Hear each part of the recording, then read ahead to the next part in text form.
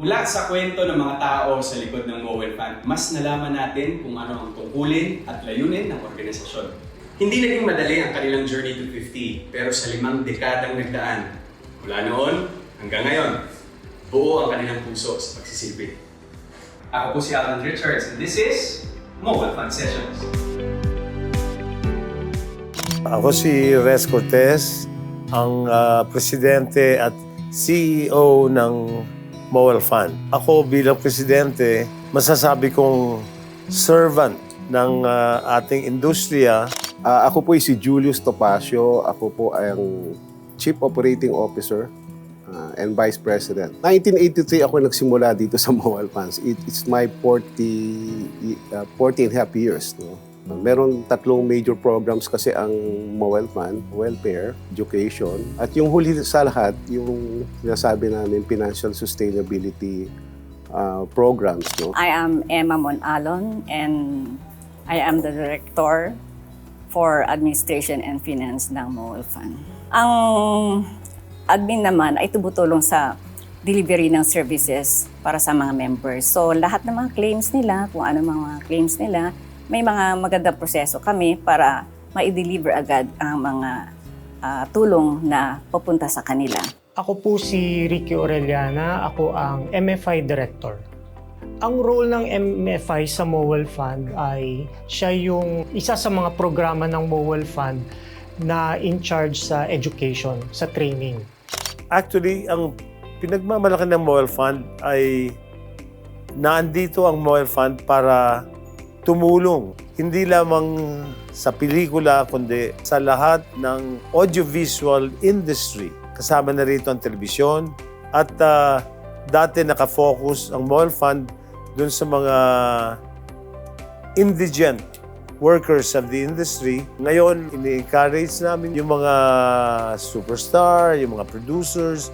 Pwede rin maging outlet mo. Pwede ka mag-donate ng iyong memorabilia, yung iyong mga clippings, pictures, costume, at pwede natin i-house dito sa Mowel Fund para ma-immortalize natin ang isang artista o isang nagtatrabaho sa pelikulang Pilipino. Inisip namin bakit ang mga members namin ay yung lang talaga nasa likuran ng pelikula. So, 2 years ago, magkaroon kami ng another type of membership called Platinum members. Itong Platinum members, ito po yung mga artista. At kami na may natutuwa, ang una pong organisasyon na pumasok dito ay yung Actor Inc.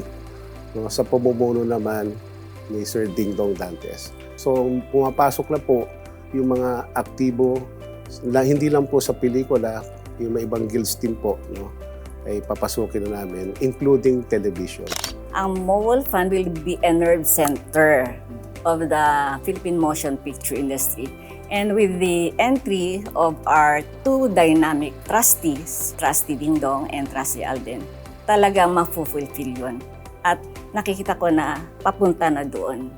So yun nga, Kuya Dong. Gusto kong mabawasan yung mga taong kagaya ko na wala masyadong knowledge about Mowel Fund. Kailangan siyang makilala for the people of the industry most especially. We are a platform and we are an institution that can help these people who want to give back to the industry as well. Yeah. Super excited ako dyan, bro. Especially, we have Sir Jim Baltasar, Yeah, Sir Jim. the leader in innovation pagdating sa ating equipment. And with all the digitalization and globalization that's happening, definitely Mowel Fund will be part of those advancements. At the forefront. At the forefront. Yung 3 pillars of the mandate of Mowel Fund, naandan yung welfare, education, at yung entrepreneurship. Another livelihood para sa ating pamilya. Kasi alam naman natin na hindi stable ang trabaho natin sa pelikula.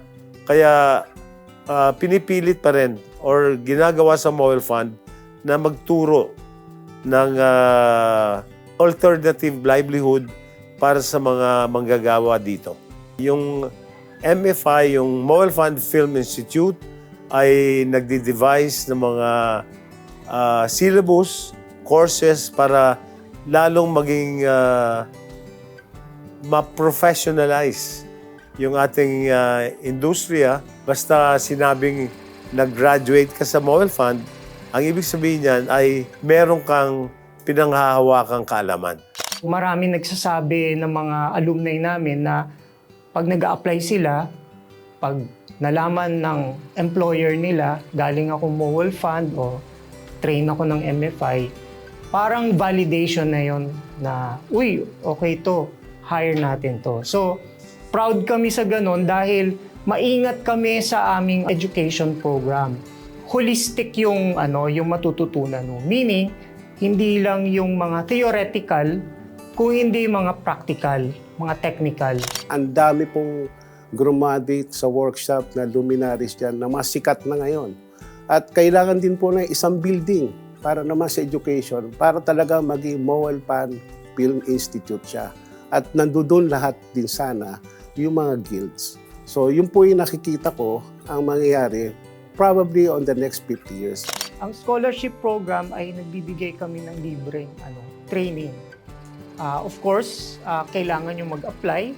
Ang mga courses na ino-offer namin, script writing, directing, cinematography, editing, sound, assistant directing, production management.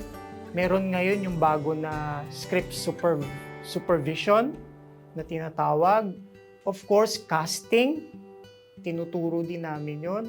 At even yung pag-pitch ng project, karamihan ng mga ini-invite namin are really professionals from the movie industry. And karamihan dito ay mga Mobile Fund alumni, mga graduates ng Mobile Fund na nagkaroon ng pangalan sa industriya. Nalalaman namin ang mga graduates ng Mobile Fund, nagiging active siya sa TV commercial production, TV network. So, ang daming pinapasukan ng mga graduates namin. Ang kinikita kasi ng Mobile Fund ay karamihan nanggagaling lang doon sa Metro Manila Film Festival. So, nung paglipat namin dito, inisip namin na bakit hindi kami gumawa ng panibagong programa na income generation. Ito yung MDG Post, yung post-production facilities, no? At meron kaming high-end world-class theaters, 6th floor. So meron din po kaming M-Concierge. No? Ito po yung isang programa po na yung community po ng Mobile Fund tsaka mga suppliers of products and services, pag nagkaroon po ng transactions, may magdo-donate po ng mga suppliers sa Mobile Fund. So ito po yung mga income generation at malaking impact na po ito dito sa bagong yung Mobile Fund Center. Pinapakita namin yung facility na pag professional editor na sila, ito yung mga hardware and software na gagamitin nila. Meron kaming library and archive. Doon yung source ng mga reading materials, mga audiovisual materials na ginagamit sa workshop. And of course, yung mga estudyante namin, pwede naman din silang gumamit ng library namin kasi marami kaming information about film, hindi lang local but also international cinema. Meron kaming mga programa ngayon na dahil sa tulong ng isang malaking grupo na mga negosyante, ang tawag po sa kanila ay Business Network International. So meron silang mga negosyo na pwede nating ihain doon sa mga miyembro as an alternative income. Kasi nga, kung meron ng pelikula, nandyan sila. Pero kung wala naman silang pelikula, wala silang kita. So we're also moving on that. Bukod sa movie, kasi ang Mobile Fund movie workers, no? We would like to embrace also mga television workers. Hindi lang po yung mga dating alam lang nila na sila yung pwedeng mag-qualify. Ini-embrace na ho namin halos lahat. So, ibig lang sabihin nun, talagang pinagtutuunan na ho talaga ang buong industriya. I guess, siguro isa sa mga bagay na gusto rin nating ma-institutionalize later on ay hindi rin forever ang donations. Exactly. Hindi rin naman forever na may tutulong, di ba? So, ang gusto rin namin ma-impart, especially to the members at pati sa ating mga sarili, ay gusto natin ma-improve talaga ang kalidad ng buhay ng bawat miyembro ng industriya. No one left behind. From all the members, from the artists to the staff to the crew, yung improvement ng quality of life. And sa tingin namin, hindi siya matatapos sa isang bigayan lang ng tulong. So ang tulong na gusto namin ibigay ay magawa nila ng kanilang sarili yon. Yung pagpasok po na katulad po ni Sir Alden tsaka ni Sir Dingdong, malaking bagay. Makikita nyo kung paano pa magiging matatag at magiging pakipakinabang ang Mobile Fund, lalo-lalo na sa industriya ng pelikula at sa telebisyon. Napakaganda ang kanilang mga plano sa Mobile Fund. And we appreciate it na tinanggap nila ang position na maging member ng Board of Trustees. Tsaka Kuya Dong, yun nga rin parang sa mga makakanood nito, our co-actors, co-workers din as well. Especially to the new generation, yung new ones, the Gen Zs, wala ako dun eh. Wala tayo dun, Kuya Dong, millennials. Millennials tayo eh, pero nakikitiktok din tayo every now and then. TikTok eh. Pero yun, as you watch this, sana samahan nyo kami in this battle cry, in this battle, in this journey that we will be going in. The Mobile Fund is open. Kung sino man po ang gustong magbigay ng tulong sa amin in all sorts of ways. Hindi naman sinasabi kasi Kuya Dong, minsan yun yung misconception na pag nagbigay ng tulong, nanghihingi ng tulong, baka lagi nilang iniisip material, financial. Hindi po laging ganun. I mean, you know, for these things to happen, we need people. Yeah. We need people who have good intentions. We have people who wants to give back. Correct. May it be not in the industry, but one way or another, we just want to give back sa buhay and, you know, to transcend that feeling to other people.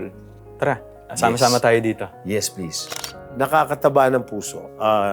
Nakaka-uplift ng aking soul, ng aking pagkatao.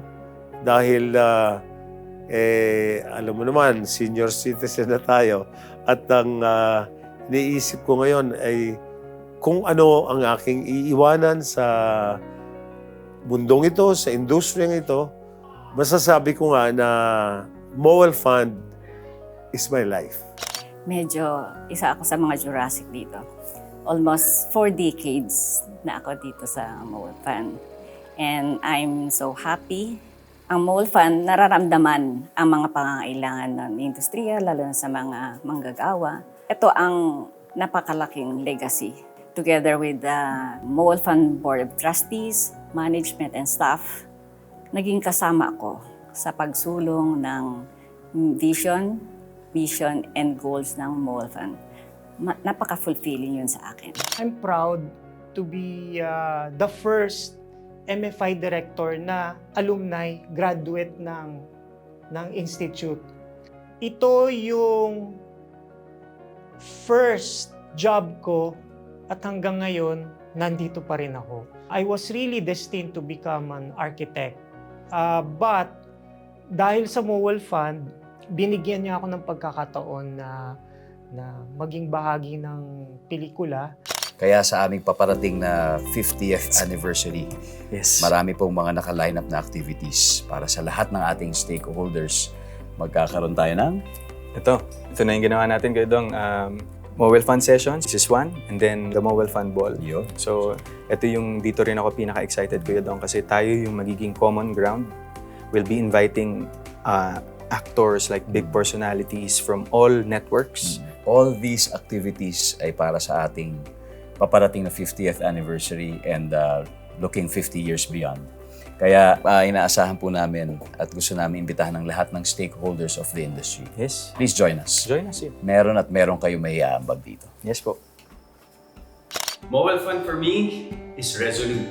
Help. Level up. Only. Caring. Humanitarian. Makakatulong. Great. Dedication. Action. Samahan niyo po kami at ang buong Mobile Fund na ipagpatuloy ang aming layunin. I am personally inviting everyone to please support the upcoming projects of Mobile Fund as we celebrate our 50th anniversary. I am Dong Dantes and I am Mobile Fund. I am Boots Anson Roa Rodrigo. I am Mobile Fund. Ako si Res Cortez and I am Mobile Fund. I am Julius Topacio. I am Mobile Fund. I am Gina Alahar. and I am Mowel Fund. I'm Jim Baldassar. I am Mowel Fund. I am Ricky Orellana, and I am Mowel Fund. I'm Joey Roa, and I am Mowel Fund. I am Emma Monalon, and I am Mowel Fund. I'm Alden Richards, and I am Mowal Fund.